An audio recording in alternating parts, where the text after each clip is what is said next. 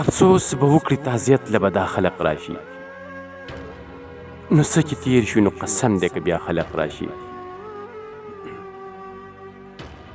په مونږ چې ورځ وي د قیامت نو سم قیامت وي خلق.